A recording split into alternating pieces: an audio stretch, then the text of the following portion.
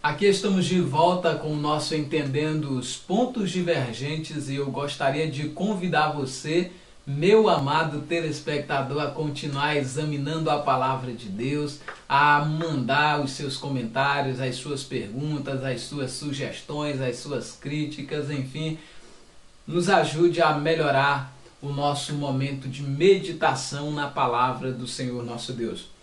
E hoje nós vamos para o versículo de número 13, que diz assim: ondas bravias do mar que espumam as suas próprias sujidades, estrelas errantes para as quais tem sido guardada a negridão das trevas para sempre. Querido Deus, que o Senhor nesse momento nos conduza a entender a Tua vontade e a edificar aqueles que estão desfundamentados, desalicerçados, desprovidos de um fortalecimento pelo conhecimento sadio da Tua Palavra. Que nesta oportunidade eu possa chegar ao coração de cada pessoa por meio deste Evangelho Sagrado e que haja transformação de vidas. Eu clamo ao Senhor em nome de Jesus. Amém. Nesta oportunidade eu vou estar meditando com você no versículo 13, que na verdade é sequência do versículo 12 que nós estudamos na mensagem anterior aqui na Epístola de Judas. Eu convido você a ouvir a mensagem anterior antes desta. E quero começar chamando a sua atenção. Há pouco tempo atrás, há mais ou menos algo em torno de uns 4 meses, eu li um livro intitulado de A Síndrome de Lúcifer. E neste livro, A Síndrome de Lúcifer, o autor descrevia toda a situação de alguém que começa a ter experiência com conhecimento acadêmico, com conhecimento teológico, com a autocrítica dos textos sagrados, e não só dos textos, mas dos personagens sagrados também, começam a fazer tanta crítica que mais tarde eles próprios se desviam da fé que outrora amava e começam a perseguir e destruir tudo quanto é de altar que ele já havia edificado. Ele vem e começa a tentar remover todas as coisas sadias e santas que eles haviam aprendido e agariado durante toda a sua jornada. Eles agora começam a dar um chega para lá e começam a tentar destruir e afastar tudo. O escritor da Síndrome de Lúcifer caiu, e eu acho que ele estava até descrevendo de forma profética, profetizando a sua queda, a sua ruína. É um livro muito bom, vale a pena você ler, e depois que você terminar de ler, você avaliar o próprio escritor. E esse texto aqui é um retrato disso. É um retrato dessas personalidades, que não só esta, mas tantas outras, Brasil afora, mundo fora, tem feito semelhante abominação, aberração, e tem se instaurado não como homem do pecado, mas como meninos da iniquidade, que são levados de um lado para o outro por qualquer vento, nem de doutrina mas de vãs filosofias e vãs sutilezas que se insurgem contra o perfeito ou a perfeita sabedoria de Deus demonstrada pelos textos bíblicos que temos à nossa disposição no registro da nova aliança. Desta feita, convido você que olha como esse texto aqui se expressa. A Bíblia diz que esse povo, esses líderes apóstatos, eles são como ondas bravias ou ondas selvagens, ondas tsunâmicas, ondas gigantescas que se levantam em meio a um mar e vão com ímpeto contra as cidades povoadas e destroem casas, famílias, patrimônios, sonhos, roubam a esperança e fazem tudo que é devastador. Essas pessoas, por meio dos seus ensinos, desencorajam a muito e ensinam muitos a andarem em rebeldia contra as suas lideranças espirituais. E quando falo lideranças espirituais, gente, eu não estou falando de gente que só sabe abrir a boca para vender um pá de meia. Eu não estou falando de gente que faz um rolo de trigo de plástico e sai vendendo para o povo. Não estou falando de uma instituição criminosa que pega e faz tudo quanto é tipo de trecos, variedades, através dos seus shop trecos, para sair vendendo em nome da fé em Deus, em nome do restaurar o casamento, em nome do tirar o filho da pessoa das drogas, em nome do ganhar o carro do ano, de ter a casa própria. Isso não é evangelho de Cristo. Isso aí já havia sido feito no período da Inquisição romana. Isso já havia sido feito ainda hoje é feito pelos espíritas, com a ideia de abrir a mesa. Precisam de um dinheiro, precisam de uma série de trecos ali para poder invocar os seus orixás. E esse pessoal aprenderam com pessoas que estão divorciadas da palavra de Deus e vem com essas ondas bravias espumando a sujidade. Agora fazer o que se eles, com as suas manobras, as suas artimanhas satânicas, com as suas adorações a Mamon, conseguem comprar uma TV a nível de país, aí conseguem passar a nível de nação as suas sujidades. Enquanto eu falo para centenas, quando eu falo para milhares de pessoas através do YouTube, eles falam para bilhões de pessoas espalhadas por vários países onde as suas emissoras conseguem chegar. Mas o que o texto apresenta para nós é que essas pessoas que são como ondas bravias do mar, como ondas selvagens, elas espumam as suas próprias sujidades. Elas jogam e fazem levar à beira de uma praia. Se você olhar uma praia toda imunda, toda cheia de poluição, você vai perceber que a onda está sempre jogando para a margem, está sempre jogando à margem as suas sujidades, as suas ceboseiras e tudo mais. Isso é comum acontecer onde tem um ajuntamento grande de águas. De semelhante modo, essas pessoas, elas também estão expondo as suas sujidades, as suas aberrações.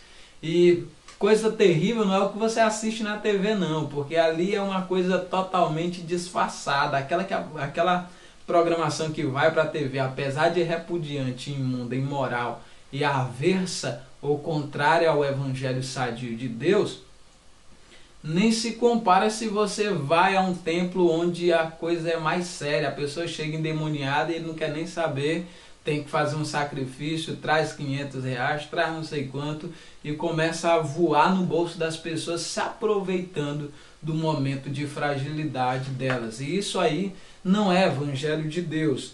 Assim também como essas estrelas errantes que tem sido guardada para aquele dia de densas trevas, onde haverá choro e ranger de dentes, essas estrelas errantes que inspiram o ódio ao povo de Deus, quando se reporta ao povo de Deus, aos evangélicos dessa nação, como um bando de corruptos, como um bando de sujos, imundos, tal. Essas pessoas simplesmente estão tendo esse comportamento aqui das estrelas errantes. Gente, quando nós falamos evangélico, nós estamos falando em pessoas que permanecem seguindo os passos de Jesus, que permanecem andando nestas instruções que o Senhor preparou para que andássemos nela, que andassem nessas boas obras que o texto sagrado nos expressa. E as pessoas até entendem mal boas obras. Eles pensam que boas obras é simplesmente o fato de dar um prato de comida para um necessitado. Isso é boas obras? É.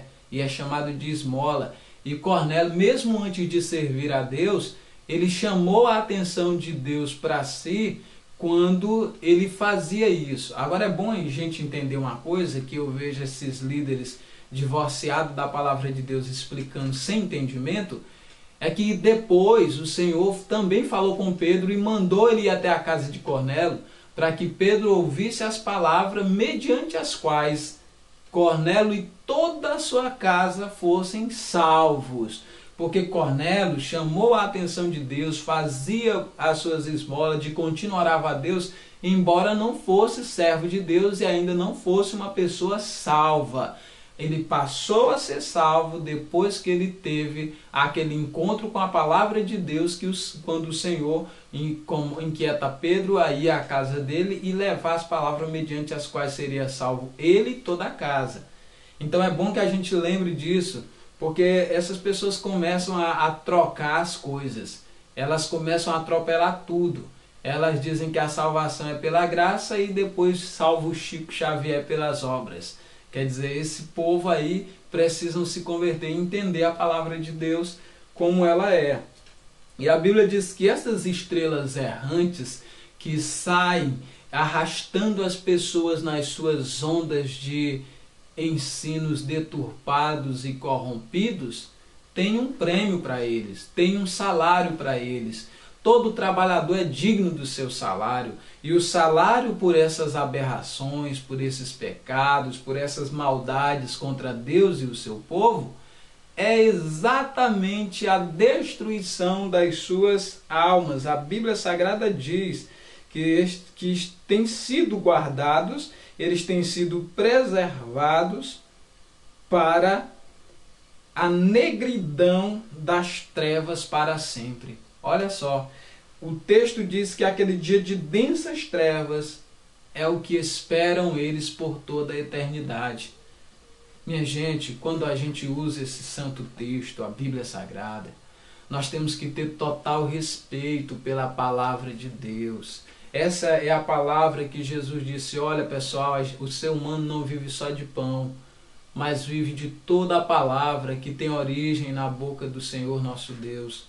Nós precisamos dar mais atenção ao que diz a palavra de Deus do que dizem esses cursos de teologia, que na verdade é uma fábrica de manipulação de mentes, que na verdade é uma fábrica onde tiram a atenção das pessoas da palavra de Deus e levam para a atenção a Calvino, a Armínio, a tanta besteira, a administração de empresa e tal. Todas essas coisas que eles ensinam têm a sua utilidade, mas o que eu estou dizendo para você é que para a palavra de Deus, o que a gente precisava entrar no seminário e fazer era sair estudando versículo por versículo, posicionamento a posicionamento desse pessoal, mas não olhando lá e indo investigar aquelas coisas. Todos nós já sabemos quais são, de quais salteado, a gente já sabe quais são essas besteiras. Então você usar a Bíblia e começar a apresentar a doutrina como a Bíblia diz. Eu sonho por um dia onde eu vou ver um professor de teologia sistemática, de hermenêutica, de história eclesiástica, de tantas coisas aí que foram criadas, eles abrirem a Bíblia e começar a dizer, olha como era que funcionava a igreja primitiva e tal, a igreja modelo, a estrutura organizacional, toda ela está aqui na palavra de Deus. Não precisamos ficar inovando e depois criam tantos termos, tantas coisas que deixam as pessoas passarem anos a fio, já não mais estudando a palavra de Deus e simplesmente estudando essas doutrinas divorciadas da Bíblia. Chegam elas, às vezes a gente lê 500 páginas sem nenhum texto bíblico, só contando história dos homens do passado, aquela coisa toda. Quer dizer, isso poderia ser um livro para você depois dizer, olha, isso aqui vai te ajudar um pouquinho, mas bota ele para lá. Então a gente fica examinando isso a nível de seminário, estuda isso aí depois lá na tua casa, lê para lá, mas aqui vamos nos ater isso aqui e ensinar-se. Às vezes eu fico ouvindo o pessoal dizendo, precisamos de uma pregação bíblica, uma pregação cristocêntrica, e você vai ouvir, ele usa 2 textos bíblicos durante um sermão, uma mensagem, aquela coisa. E eu fico imaginando, cadê o conhecimento bíblico? Como que as pessoas desse lugar serão bíblicas se nem a liderança tem conhecimento da palavra? Então, minha gente, eu chamo a sua atenção. Essas autoridades negligentes, a Bíblia Sagrada diz que tem sido reservada a negridão das trevas, as densas trevas, a condenação eterna, porque é isso que significa o texto. E eu quero chamar a sua atenção para uma outra situação muito importante e também de extrema relevância para nós. Que como igreja do Senhor, a gente não faça a obra de Deus dessa maneira. Por isso é que a Bíblia vai nos dizer que nós temos que continuar firmes, constantes, sempre abundantes na obra do Senhor, sabendo que o nosso trabalho no Senhor não é vão. Você, meu irmão, minha irmã, que está ouvindo, acompanhando essa série de estudo, o desejo mais profundo e intenso do meu coração é que você dedique-se mais à leitura da Palavra de Deus do que de qualquer um outro livro. Não gaste mais tempo lendo qualquer um outro livro do que lendo a Palavra de Deus. Você me perguntar, pastor, você lê outros livros? Leio. Eu tenho sempre aquele cuidado de estar tentando ler pelo menos 2 livros pelo mês. Eu busco estar fazendo isso. Agora, eu leio a Palavra de Deus com muito mais frequência do que leio qualquer um outro livro. E por que faço isso? Porque eu quero me achar qualificado a manejar bem a palavra da verdade. Eu quero me achar hábil para trazer o conhecimento sadio do Senhor, me apresentar diante de Deus como obreiro aprovado, que não tem do que se envergonhar, porque sabe usar bem o livro santo.